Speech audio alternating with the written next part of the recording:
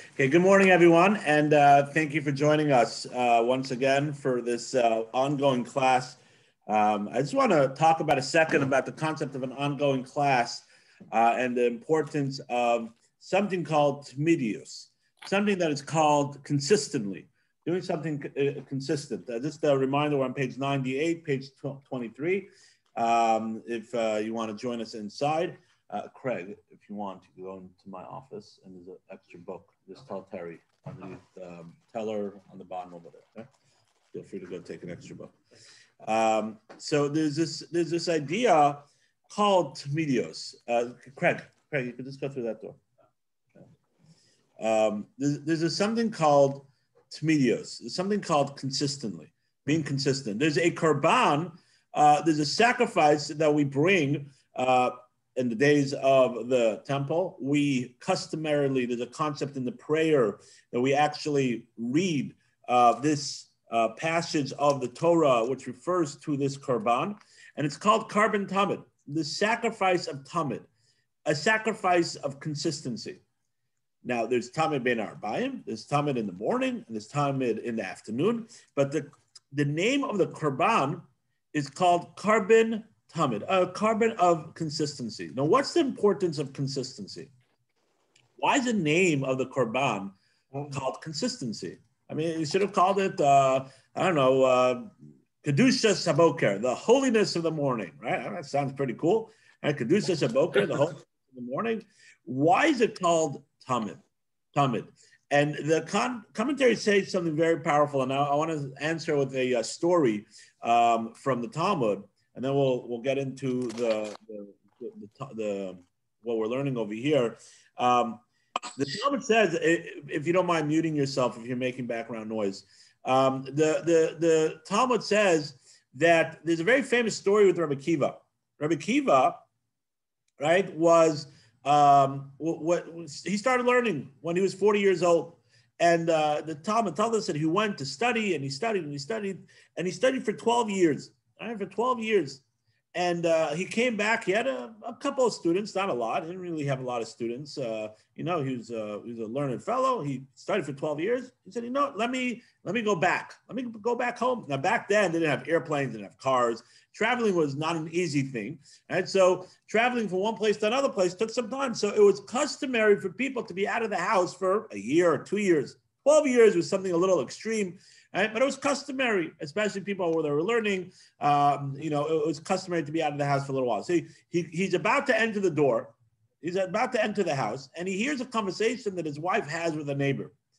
The neighbor tells his wife, said, like, what's going on over here? Your husband, he's gone for so long. That's longer than normal. Like, hey, this is just like not, she's talking negative about it. And Rabbi Kiva's wife says something very, very powerful, that her words changed the course of history, I would say, because we wouldn't have Rabbi Kiva the way he is and the teaching that he taught us and the students that he had, right, which is really our oral Torah and our understanding of Torah is from Rabbi Kiva's students, Rabbi Meir, Rav Asi, Rav Yossi, Rav Shimon Bar Yochai. The great Shimon Bar Yochai is one of the students of Rabbi Kiva. And his wife said like this. He said, if Akiva, at the time they called him Akiva, right? If Akiva would ask if he could stay another 12 years, I would tell him stay another 12 years, as long as he's learning Torah. And the Talmud tells us that Akiva turned around and went back to learn for another 24 years. He came back 12 years later, not 24, another 12 years. He came back 24 years later, which was another 12 years. He came back with the 24,000 students, and he was Rabbi Kiva that we know of. Right? So Rav Chaim Shmulevitz asks, he says, I don't understand. He was at the door. Why did he just knock? Say, honey, I'm home. And say, thank you so much. I'm so happy that you want me to study for another 12 years. I'm going to go and study for another 12 years. But, bring her, a bouquet of roses or something, a box of chocolate, some jewelry, right? Say, thanks, and then turn around. Why didn't he go back inside the house? Why did he go inside? Why did he turn around right away and go back and study? Rav Chaim Shmulevitz says, because of consistency. He says 12 plus 12 is not 24. 12 plus 12 is not 24, even though in math it is. He says, but in the consistency of doing something all the time, there's an energy that builds up. There's an energy of building one thing on another thing and another thing and another thing. And not only is the knowledge building, but it intensifies and triples and multiplies within you, within an individual, that the learning becomes so much more than just learning it that day. And that's the power of consistency. And that's what the Torah is teaching us with the Korban Tamid, with the sacrifice called the Tamid. It means to say that we have to do something consistently every day. It's every day we have to make a blessing. Every day we have to pray. Every day we have to do mitzvot. Every day we have to be careful about Lashon Hara, we'll talk about. So we're doing it weekly. That's also consistent. It's consistently doing it weekly. Yes, we've had a break here and there, but the idea of being consistent, of doing something without a break, right? Doing something and committing to it shows the importance that one gives to the Torah, the importance of one gives to his learning, his or her learning, and that within itself also builds the Torah and the knowledge to be so much greater. And that's the power of consistency. So I just wanted to, every once in a while, I like to start off with a little chizuk. And I think it's something to give ourselves a pat on the back and say, we got the core people where we have some other people that are on sometimes here and there also. Right? But I just want to say, let's give ourselves a pat on the back. Bonnie asked, what day are we on? We're on day 23, right? You usually do about three days a week, right? So if you do the math, right, we're about 6 weeks in, right, give or take, right, 5 6 weeks in, right. So it's something special, something important, and as you see, it keeps on going, and you're able to accomplish. And if you start off and you looked at the book and said, "Oh my gosh, there's 100," and I didn't even look at the end. But some people do that. Right? There's 119 days, right? There's 119 days, 321 pages. How the heck am I going to do this? Are we even going to finish, right? When are we going to finish, right? But that's not the way you're supposed to look at it. You're supposed to look at it as one day at a time, keep on going. And we're on page 98 already, right? That's just the way it goes. The same thing with Pirkei Avot. Pirkei Avot took us 6 years, if you think about it, right? We did it in 6 years, Pirkei Avot. You just got to keep on plugging, keep on moving. That's the concept of Daf Yomi. Not to give up and not to say this is too much. And that's really an important lesson, right? An important lesson in our spirituality in general. And our spirituality in general and anything that we try to accomplish sometimes seems too much. Right? Whatever it is that one is trying to overcome, right? If it's keep taking on a new thing, kosher Shabbos, prayer, right? Or refraining from doing things or being nicer to people. Some people have a hard time being nice to people, right? Whatever it is that one is working on, right? If we just poke at it, right? Then eventually, right? Eventually we'll be able to accomplish and to grow through that. So just a little encouragement, but also it's something important to talk about. So now let's get back to Pirkei Avos. So we are on page 23. So just a quick reminder of what we started off. We ended off last time and started, right? We ended last week's class by starting a new chapter. The new chapter is called the Ahavat Yisrael, the unity as Hashem's children, right? Uniting ourselves as Hashem's children. That's the beginning of the chapter. And we actually did day 23, my mistake, we're up to actually day 24.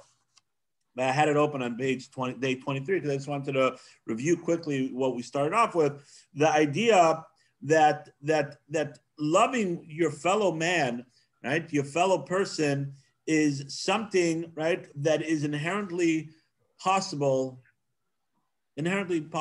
One should not say, I can't do it.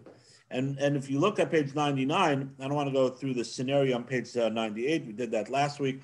But if you look at page 99, the Vilna Gaon and Rabbi Yochanan Levavitch really quotes this concept. He says that if you look at the last chapter on page 99, right, the second one, Rabbi Yochanan Levavitch said that this mitzvah is aimed at everyone, even the most simple, any person. This mitzvah is aimed at. He calls it an important and basic obligation, right? That every person has the ability and this mitzvah of being kind to someone else. Because when the Torah says, right, do not hate your brother in your heart, as we mentioned before, the Torah does not say a mitzvah or a negative transgression that is not meant for everybody. Whatever the Torah tells us, if it's a positive mitzvah or to refrain from doing something negative, whatever the Torah tells us, it is in every person's ability to do that or to refrain from doing that. And so when we think about this, right, some of us say, well, I can't, or that individual, or that person, or that, we have to constantly remind ourselves, that's sort of the introduction, and that one always has to remind themselves that it is within their power to overcome and to be able to be nice to people. Now we're going to talk about today some interesting scenarios, right, and some interesting tidbits of how to be able to do that. But that's an introduction to today's class. Any questions on anything we just spoke about? Okay, so let's move on. Day 24. So now this is a very interesting question. This question we've sort of been going around and alluding to it over here and alluding to it over there and never really directly have approached this question. But right now we're going to get to it directly. And the question is, right, your boss doesn't trust everyone, right, in the office. That happens, right? But right, when you meet with him, he often fishes around for negative information about your coworkers. Not latoelis, not for something benefit. One day he demands information that would certainly be lashon hara. He wants to know, Chaim Yankel, what did he do today? Did he come to work or did he not come to work? Was he negative to people? Did he not do good customer service? Right? Was he out on his lunch break? An extra 20 minutes, whatever it is, right? Whatever it is, right? He's demanding something from you that will be lashon hara. Again, the definition of lashon hara is that someone else will be harmed from your words. That's the definition of lashon hara. Right? Must you risk being fired to avoid speaking lashon hara? Right. So over here, we're entering a new territory. And of course, we've already talked about you have to be positive, and you're not supposed to be lashon hara. And we spoke about. Remember, that was really day 23. Avoiding certain scenarios. Day 23 was that you shouldn't tell your friend that her uncle is a lunatic or crazy. You should say he's a nice guy, or avoid the situation. Right? Try to give a power of answer because it's. Your job's not on the line. You're not being pinpointed and questioned. Over here, your job is on the line. Or at least even if it's not necessarily on the line, we're saying an extreme case where it is on the line. You don't know if it's on the line. Right? You don't know if it's on the line. What are you supposed to do? So the halacha is, and we're going to go straight to the halacha. Second, right? We're going to go straight to the halacha. Right? The halacha is that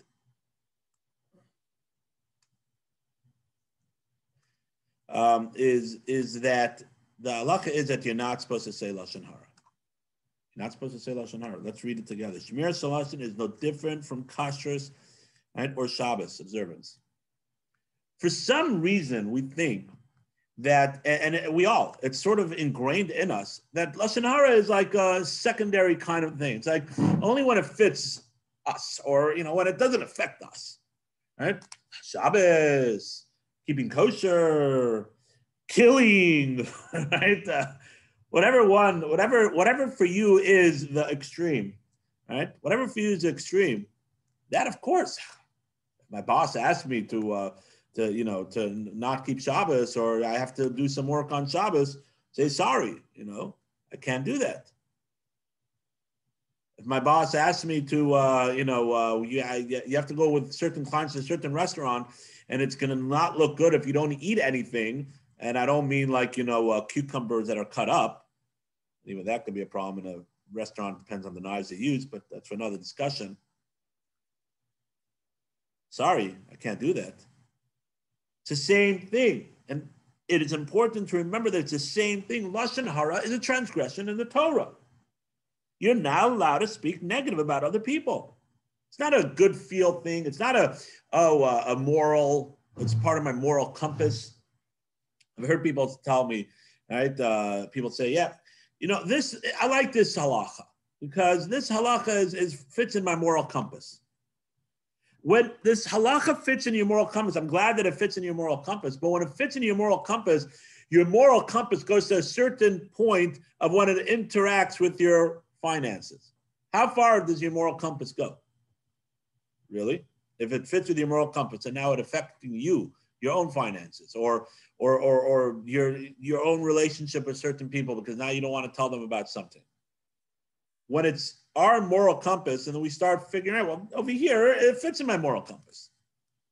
Over here it's okay because it's if I save for this one, I'll be able to save other people another time because I'm going to still be in with the boss and I'll be able to utilize my connection. And we start making up all these things in our head of why it's okay. Lashon hara, of course, should fit in our moral compass because our moral compass should fit with the Torah. Should be more important. Our moral compass should be guided by the Torah. But that's not why we don't speak Lashon hara. We don't speak Lashon hara because it's no different than not eating kosher. It's no different than not keeping Shabbos. It's no different than killing someone. It's no different than stealing. It's no different than any of the commandments, serving idols. Whatever one for you is, okay, I'm down with that one. We're all holding on different levels. And we're all in different levels in our spirituality and our relationship with God. We all have to be growing people. We're all holding different levels. We're out there in the cyberspace, plenty of people that are holding different places. But whatever it is that for you say, Lashon hara is like that. And therefore, one has to be careful, right? And have a financial loss, right? Or even a social away from people because of Lashon hara. Yes, go ahead. Can you lie? So let's say the boss pinpoints and says, did so-and-so come late today? You know they came late. So what are you supposed to say? What are you supposed to say? What you should say is, you're putting me in an uncomfortable position because I'm really don't want to speak negative about other people where it's not. For those that didn't hear, Emily asked, what are you supposed to say? Right? What are you supposed to say? All right. So he wants, could I lie? Could say, yeah, he was there on time. All right. Or what am I supposed to say? That was Emily's question. Good question. All right. So this answer, there's no real one word answer. You have to try to fumfer. For those that don't know what the fumfer means, fumfer is fumfer, right? Is to try to wiggle your way out, right? You have to try to fumfer your way through. Either appeal to them and say, listen, you're putting me in a tough spot. It's not right what you're doing, right? Because it's known that coworkers that tattletale on others or snitch on people, or or it's against my values to speak negative on other people, right? When it's directly not benefiting me, right? It's not affecting me. You put security cameras up. I'll make people punch in. I don't know, figure it out of how to find out information, right? That is again not l'teilah, not something that's beneficial for the other person, right? But it's just not right, the position that you're putting me in. Right? It goes against my morals. It goes against my religion to speak negative about other people that could affect them. Find out your own. I'm not saying yes or no. You have to see how that goes. And my friends, this is where Pirkei Avot says, "Ezer Gibor Hakovis is Yitzray." Who is strong? One who overcomes his evil inclination. This is a scenario when one should never be put in this. Right? One should never be put in this situation. But this is a scenario where you're really being tested of how strong you believe that harming someone else, saying something negative about someone else, is as if we spoke about before. It's as if you're killing them, right? Or all the negative things that the Chavetz Chaim speaks about, the harshness against the laws of being negative about other people. This is where, right? This is where you're really being put to the test. And sort of just to read inside the Chavetz Chaim, because this is a big one. The Chavetz Chaim says that Filim who Sim Yargel Atzmim says like this. He says Shanat Gelim Atzim Yiru Misha Ein Pipakas Kokam of Yaxik Oselis Vaideze Istalkin Mismars of Layela Bemalif Farnes is Bene Bese Afal Pikin Aser. Even he says, even if one would not have what to mefarnes, to provide for his family, right? Afal Pikin Aser. That's the words of the Chavetz Chaim. Even to the extent that a person does not have, right, would not have what to provide for his family, it's still prohibited. He said, "Kol shar lavin shemachayvin." He did kol asher lo v'lo yavralen. Just like any other negative transgression that one has to give up, right? Because the Torah says you're not allowed to do it. Just like any other lavin. There's plenty of Jews, right? Plenty of Jews in the early 1900s that, you know, they came Friday and they told their boss, sorry, I can't work tomorrow, because America in the early 1900s was a 6-day a week work day. There's plenty of Jews that said, sorry, we can't go in. And they said, okay, don't come back Sunday. They had to go look for another job. They did it. I was told this story. I heard the story once. Can't confirm it, but I think it's still a beautiful story, that there's this family in New York that in their sukkah, right? So it's customary in your sukkah to have decorations, right? To decorate your sukkah to make it beautiful. And in their sukkah, they had like a chain, right? Or collage, I don't remember exactly. Again, I heard the story, whatever it is, of the white papers, right? Basically the paper that said that they can't come back, right? You got a paper. And they had like a whole bunch of them that the parents kept. And they made that as a decoration to show their kids and their grandkids that this is what beauty is. They wanted to show that we hold that Judaism, our Torah, our mitzvos, is more important than our physical finances. God will help. We have to do what God wants us to do. And they used that as a decoration in their sukkah. And it was, when I heard the story, it said it was now down by one of the grandchildren, right? That the grandparents over here now showed what was really important. The people did it. That we could hear, that we could understand, that we could grasp. Right? And that's why I'm spending some time on this. Lashon hara, saying something, now I'm doing is answering a question. All I'm doing is answering a question. But that says a Chavetz Chaim, kishar lavim shechayim, just like every other lav. So it's a hard one. Right. And what I would recommend is, if it's possible, right, because every situation is different. Sometimes there is a te'eles that might affect you, right? For something like this, you know, if you're able to, especially nowadays with texting and then this and that, try to avoid quickly the confrontation and say, hey, give me a second, gotta run to the bathroom or whatever it is, and try to contact a rabbi, right, and ask him what you can do, right? Try to contact the rabbi and say, hey, I'm in this situation. Is this considered where it's the toeles or it's not the toeles? How should I answer it? Right? That's something that you should try to do. If you're stuck, what I would always say is sometimes honesty is always the best course the best way of going. Not always you're gonna win out with that, right? But for you at least, honesty is always the best. So you tell your boss, he or she, right? Sorry, I can't answer you. Right? I'm sorry, I can't answer you, and explain why. And hopefully they'll respect you for that. Right? Now, if they're people that are not good people, then they won't. And you know what? Between me and you don't want to work for them either. Right? Of course, you have to get a job, but there's plenty other things out there that one could find. So that's what I would recommend. But it's a hard one. It's not an easy one.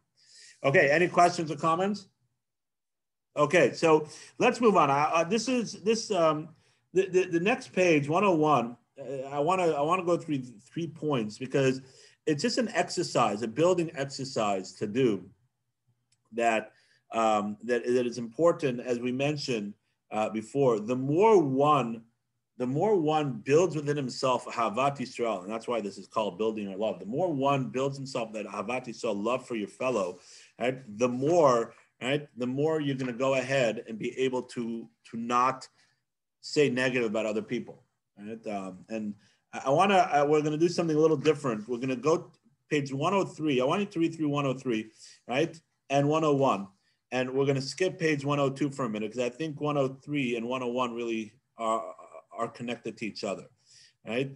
Digging up the roots, right, and the ties that bind us, right? I'll give you a second to read through it, and then I'll talk about it.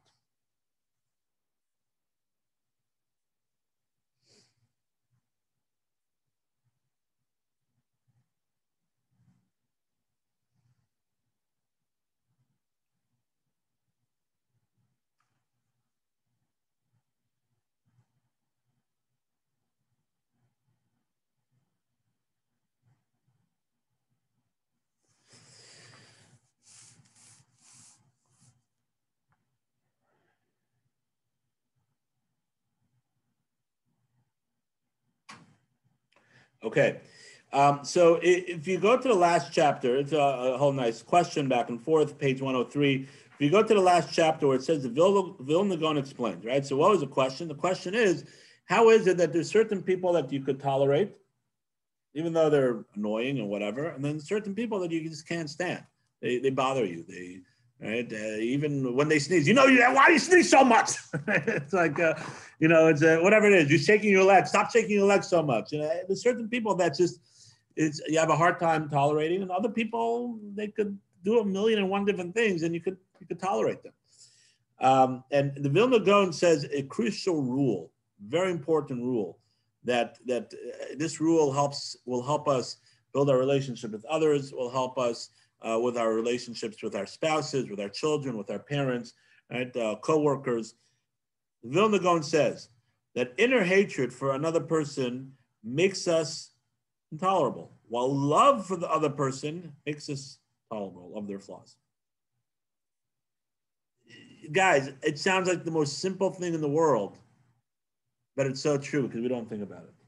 Sometimes we think that it's the things that they do that we can't stand, right? And therefore we don't like them.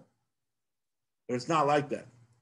It's the reason, for whatever reason we have some animosity against them. For whatever reason, there's something that bothers us about them, right? Or we just never built a healthy relationship. We never created a ahava, and that's why those things bother you. Yes, those things bother you, right? Someone that moves their hand all the time, taps, whatever it is, or looks a certain way, or acts in a certain way, walks in a certain way, right? Makes comments in a certain way, and you've never really built a relationship with that person. So now those things bother you. They do bother you, but now it's compacted with not having a relationship with that person, or for whatever reason they did something to you once, and then now you have a certain hatred, and so it keeps on building. Vilna Gaon says it's not those things that are irritating you. It's your lack of love for the other person that allows those things to irritate you. And that's something so important. We see this all the time. And people that deal with marriage counseling, people that deal with couples, right? In the beginning of the marriage, or when things are going well, right? They never mention about the things that bother them, right? The thing, snores too loud, right? Leaves the laundry on the floor, right? Never does this, doesn't always ask me to do too many chores. Either way, right? Man, woman, whatever it is, right? We're humans, right? We're humans. And there are things that, bother us about the other person. But when the relationship is healthy, those things are overlooked. Those things don't bother you as much. Right? Or you decide not to focus on that. You focus on the things that are good. And he just got me a new necklace, right? Or she just, made a delicious supper, or she got him a necklace and he made the supper. I don't care, right? We're in 2021, right? But whatever it is, right? So, but you focus on the good, right? You focus on the positive. But if, God forbid, the relationship starts going sour, then it's compacted by all those things that bother you, and there could be a lot because you're spending, almost all day together, And since there is a relationship, you also are not always on your best behavior, like you might be at work or you might be in public or in shul. Right? We sort of let our guards down. And all of a sudden, since there's a problem with the relationship, all of a sudden, the floodwaters come out. So it's not really those things that are bothering you. It's a flaw in the relationship. There's something in the relationship. And now those things are compacting, those things are building up. And that's what the Vilna Gaon is saying. And therefore, now, how do we make sure that we build that love? How do we make sure that we work on that love? Right? So that's page 101. I personally think they should have flipped it around. Right? But whatever it is. Right? Each person can do it how they want. And if you look at page 101, there's 3 different exercises, right? And these are just they're just, you know, sort of bullet points that one should make within their own lives, right? When you're away on business in a city you've never visited before, you feel like a total stranger until you walk into one of the minyanim in town, right, for mincha, or you go to a local kosher supermarket, and all of a sudden you're at home, right? When you're davening is finished, you meet a few people, the minyan members, and within 2 minutes discover friends and common things. And oh my gosh, I went to seminary with Dad, and we went to this, and we're in the same, you know, Jewish club and in public school, and whatever level of religion you are, I don't care. Right? You're gonna find some common ground. We went to camp together, right? We have friends and brother-in-laws and sister-in-laws and nephews and nieces and uncles and aunts and right, the friends of friends. Because we're a family. Because we have a relationship. To build the Ahavat Yisrael, to build a love, is focusing on the people, focusing on the concept of the word family. Focusing on that point. That's one idea. You're driving down the highway and see a car pulled over. Side the road, a man in the black hat, yellow hat, blue hat, I don't care what hat, right? They said black. And he's standing outside, right? Staring under the hood while the flock of children are standing nearby, clinging to their mother. You pull over and stop to help.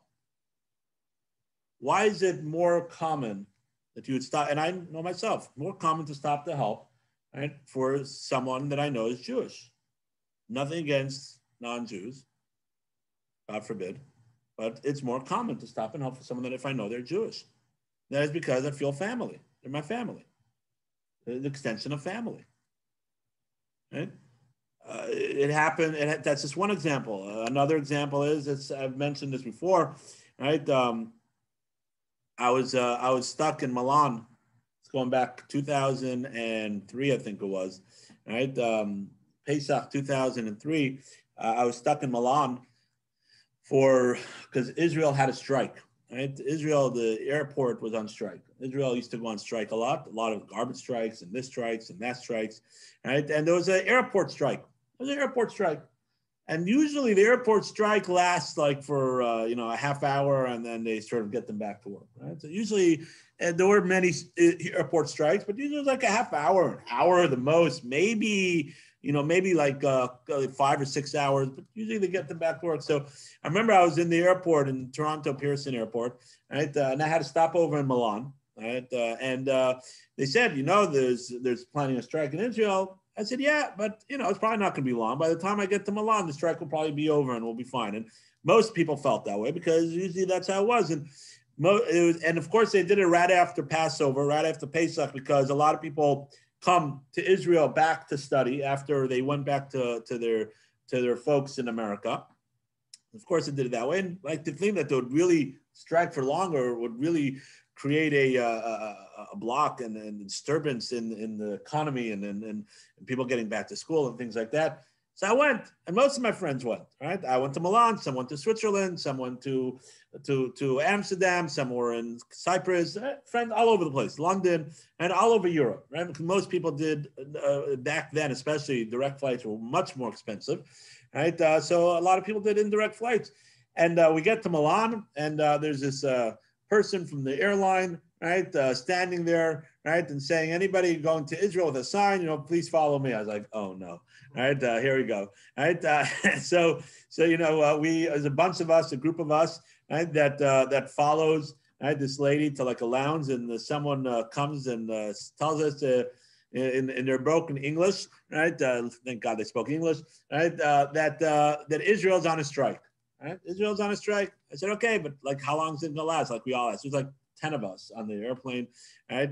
About 10 of us. So we're going to, and then they brought people that came from New York. So it was about a total of like 30, 40 people, right? That were in this room from Montreal and from New York and from LA that were coming, right? And they said, we'll let you know, right? So, we'll see how long. So the flight was supposed to leave. There was about a 3-hour layover, right? And you got in early in the morning. So I think we got in like 6 o'clock in the morning or something like that. It was a night flight. And they said our flight was supposed to be like 11. So they said, let's wait around, over here. And we'll see. You're not going to check we're going to keep your baggage on the side. But, comes 3 hours later, they're still on strike. They said, okay, we're going to give it another, couple hours and we're going to try to find out what's going on. And I gave it a couple more hours. They're still on strike. And they come and tell us, we're told that this strike is actually going to last a little while, right? The strikes. So we were lucky, actually. The Alitalia gave us a hotel, right? A lot of friends, the airline said, this is not our fault. Sorry, fend for yourself, right? But when we were in Milan, right, we connected with the Chabad there, right? What am I supposed to do? I don't think there's a Winn-Dixie in Milan, Italy, that has a kosher section, right? So, what are we supposed to do? And so, the Chabad there got connected with us, right? They found that the hotel that we were staying at, right? They brought us some food. A friend of mine that was in Amsterdam, right? He said, obviously, they didn't give him anything. He said he didn't know what to do. Him and like a bunch of people. He said all of a sudden, two people with big signs in Hebrew, right? Because they didn't just want random people coming. They big signs in Hebrew and says, right, whoever is going to Israel and stuck, please follow us, right? And they had these two big European kind of vans, or like a little different than us American vans, right? And they brought them. It was the Kollel in Amsterdam, right? That brought them, fed them, put them up by people. There's pre-Corona days, you're actually able to stay by people, right? And they just took care of them. And friends told me all over Europe, right? The Jewish people came out and helped their brethren because we're family. When you stop and think about this, right? You start focusing on our family. Do you really want to hurt a family member? If you have a healthy relationship, unfortunately, some people do, but normal people, you want to say something that's going to hurt your brother and sister? Want to say something that's going to hurt your child? You want to do that? Let's go back to the scenario that we had, right? You and your child are working together in a company. And now the boss asks you about your child, right? If they were late for the 20th time and they're probably going to fire them. Or even if it's not to that extreme. Are you going to go ahead? Do you even have a question? Okay, so maybe I'll lose my job, but at least my kid will have a job.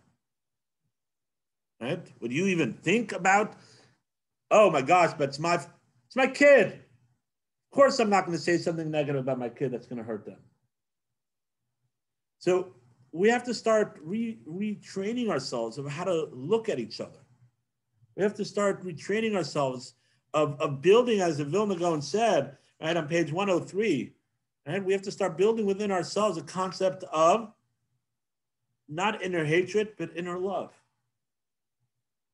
We have to start building within ourselves the ahava, the love of our fellow man, the love of our friends and our family. And the more we build on that, the less those things are going to be will irritate us.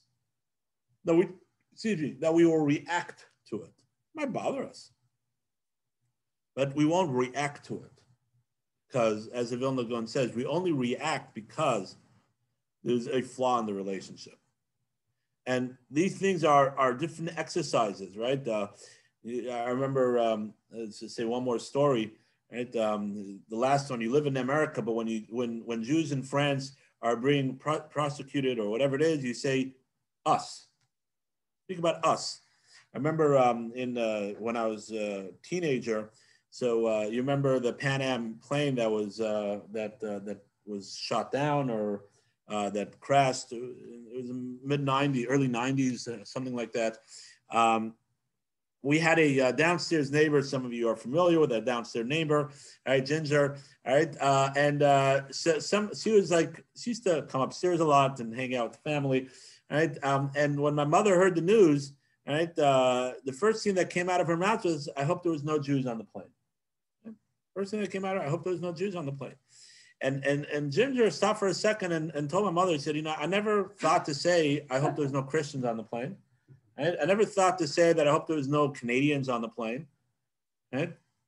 Because the first reaction is, it's like, you say, I hope they didn't have any family members or close friends. You hope there was no one on them, but there were, right? But it's because when we look at all Jews, we know them or we don't know them, we're family. And therefore, you hope your family was not on the plane. And so this is an important exercise to try to work, right, and to reflect and to think. But this exercise is built on the concept and something important to remind ourselves that those things that irritate you are only magnifying that you react to them is because there's a flaw in the relationship inside. There's a flaw in the relationship. And if you're able to work on that, sometimes it's hard. And sometimes the best thing is to separate. And sometimes people say when they separate, they're able to get along better with. And I'm not saying yes or no. That's not the point. Absence makes the heart grow fonder. Sometimes having some separation from someone able to build the relationship again. Whatever it is. The point is that we all have things that irritate. The point is not trying to make it that those things don't bother me. Right? So just don't let it bother you. Right? People say. So who cares if they tap their hand out? Just don't let it bother you. That's part of my makeup. Those things bother me. But we can't. We're able to do something to make sure that we don't react to it. That we do have the power. Make sure that we don't react to it, and that's by building the ahava, the love that's inside of us. Tomorrow, next week, God willing, we'll do page 102, day 20. You know what? Let's just do it quickly, though. We stay, if everybody's okay. I know we're like 5 minutes over time, but if everybody's okay, we'll just do it quickly. So it's really also connected a little bit to the one beforehand. Right? This is a little different. Beforehand, we're talking about, right, where your boss or someone that's in charge of you or a community member, you're going to have you don't tell them, they're going to say, oh, that person didn't want to help me out or whatever it is, and either a financial loss or a social loss, right? So this is a little different. This is a scenario where your own business is being harmed. And so just an example they give, you own an auto shop, right? Or you own a grocery, whatever it is, right?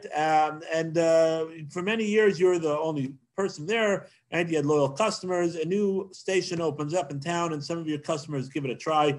Eventually, if you come back, right, to you, and you find out that the competition has been bad-mouthing your skills as a mechanic and things like that. So, that person, he didn't really go to school. The school he went to is not, he told you that? He doesn't know what he's talking about. And this happens often, right? His prices are too high. His products are not fresh. And he doesn't really know computers so well. And he's not really the best doctor. Think about it. He's not the best rabbi. Whatever profession you are, right? There's always people that are trying to badmouth you. Right? So the question is, can you fight fire with fire? And then say things about his skill. Can you fight fire with fire? So Craig is shaking his head no. Right? Craig is shaking his head no. Very good. Right? Says the halacha, there is no basis in the Torah for responding to lashon hara against you with the return of vowel lashon hara. There's no concept of, in politics, and I'm not getting into politics, right? But in politics, especially in politics, right? A lot of times, someone says negative campaigning, right? The whole concept of negative, showing all the faults in the other person. And then it's usually when one person does, and then you do more. And then back and forth until, right? Also, sometimes with competition of different things. Sometimes you see advertisements, 2 different bottles of spray. And they show this spray, and it doesn't really clean it. And that spray, magically it cleans it. Don't forget it's an advertisement, right? But right, it doesn't always work that way. Right? But a lot of times we use sort of to knock down the other person to build ourselves up. And in Judaism, there is no such thing. You could go ahead and show your credentials, right? You could go ahead and prove that you are good, you know what you're doing, right? Show, customer satisfaction for the last, 20 years, whatever it is, right? But there is no such thing as fighting fire with fire. Now, there is a note there. You should consult a Rav, right, for what steps you may take to protect yourself and your business, right, in this situation, because there is a difference. There's a monetary halacha, right? There's called choshen mishpat, and the laws of monetary, where if someone is infringing on your business, there are sometimes things that you can do through the Beis Din, right, through other things. And there are different things that you might be able to do. Sending Beis Din sends a letter to that person, right? Whatever it is, there are things that you might be able to do. But going ahead and having an ad campaign or telling your customers or whatever, or that person, or in shul by kiddush, start spreading rumors about that person, right? That is 100% not allowed. That's right? Not to take revenge. Right. Let's just not. That's correct. You're not allowed to take revenge. So this is the concept. It's very interesting that you bring that up, because the Ber Chaim goes into that a little bit, and I don't have time to go through it completely. Right? There is a concept. You're not allowed to take revenge. Right? Emily's asking. You're also not allowed to take revenge. So this is falls under the concept of revenge. That's true. You're not allowed to take revenge, but there are certain times where it's not called revenge. It's called protecting your business. Right? So you're allowed to do certain things, right, where your business is being harmed. Right? There are certain things that you're allowed to do to protect your business, where it might not fall under the halachas of revenge.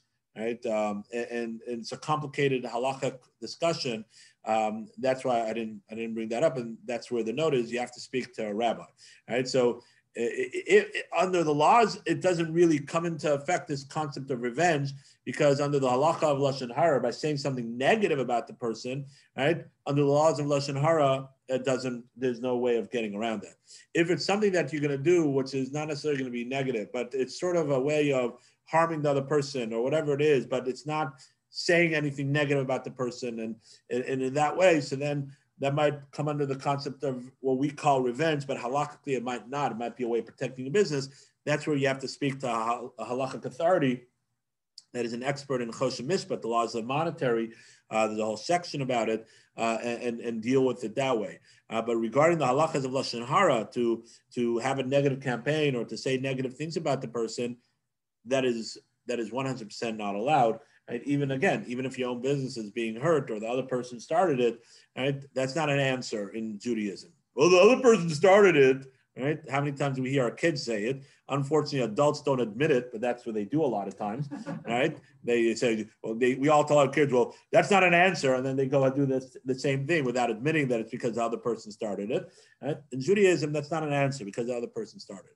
Right, so these are extremely important concepts to remember, right? And if we work on this idea of building within ourselves, and a love for someone else, and some of those exercises we spoke about, that's more of a global concept for the Jewish people, but focus on people in your community, focus on people in your family, and focus on your coworkers, whatever it is, right? Then those things that irritate us, right?